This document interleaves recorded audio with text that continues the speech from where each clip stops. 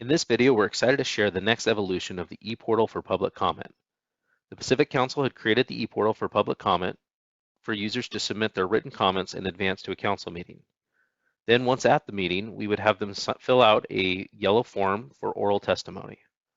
Since switching to virtual meetings, we've had to digitize that yellow form and had hosted it on our website. Now, as we've gotten a series of virtual meetings under our belts, we've now incorporated that sign up for oral testimony into the familiar ePortal. To get there, you can either jump to the ePortal for public comments from our homepage, or you can visit the current council meeting page, scroll down, and get to the ePortal for public comments from here. Now, for the purposes of this demo video, I put together a fake meeting to showcase how the new features will work. So as any council meeting approaches, there's a public comment deadline for written comment submission. In this example, that has already passed, thus the comments are closed for further submissions. Any comments that were submitted in advance can be viewed here, but no additional comments can be made. At this stage, only oral comments or oral testimony can be made during the actual meeting. So the page will look like this until day one of the meeting. And at 8 a.m. on the very first day of the meeting, the page will refresh and look like this. Now you'll notice that there's a green sign up for oral comments link under each agenda item that has the ability to sign up for a public comment period.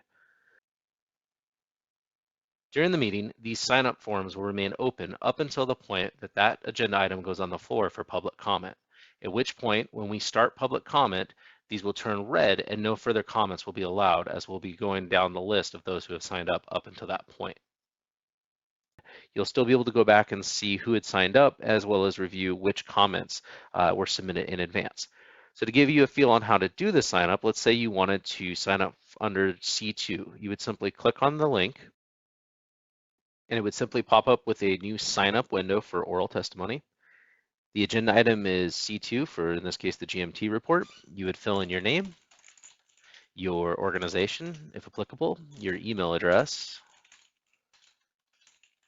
and a phone number to reach you at. And the purposes of those are merely administrative, so that if we have any technical issues connecting with you, we can reach out to you and try to rectify those. You're going to select I'm not a robot, and you'll hit submit, which will add you to the sign-up sheet. Generally speaking, individuals will get 5 minutes for public comment. Groups or individuals representing an organization will get 10 minutes. However, depending on the amount of people signed up and at the chair's discretion, these times may be adjusted. So I'm going to click submit. It's going to let me know that it's been signed up successfully. And you'll now notice that under C2, one individual has signed up for public testimony. And if I click on it, it's still open, so it's going to prompt me in this example to sign up. There is only one sign up allowed per person per agenda item, but you can go over to the view signups list, and you'll see the name and organization of the individual, as well as a timestamp of when they did it. This will be listed chronologically so that we can go down that list during public comment. Now let's take a look at what the ePortal will look like as a meeting progresses.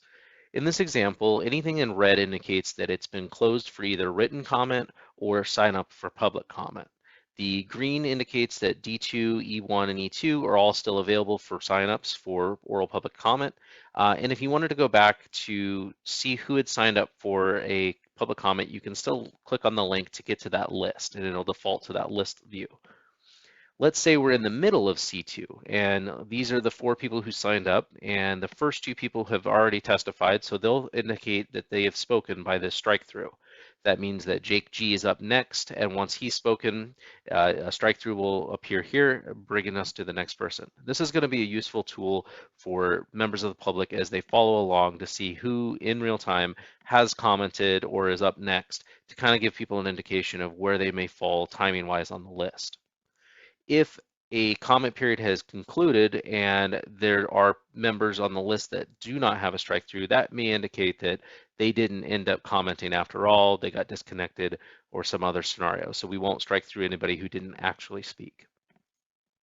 Other things to indicate or to be aware of is for comments where nobody signed up, for example, in C3, there was an ability for public testimony signups, but in this example, nobody signed up. So you'll not see a link here, such as this, that says the sign up list, or indicates the sign up list. However, if you click on it, that tab still exists, it'll just show 0. So that concludes this demo video on the new ePortal sign-up feature, and we really hope that this is going to be an improvement for everyone and an easy-to-use interface that you're already familiar with if you've submitted public comments in the past. If you have any questions or concern, please don't hesitate to reach out, and thanks for watching.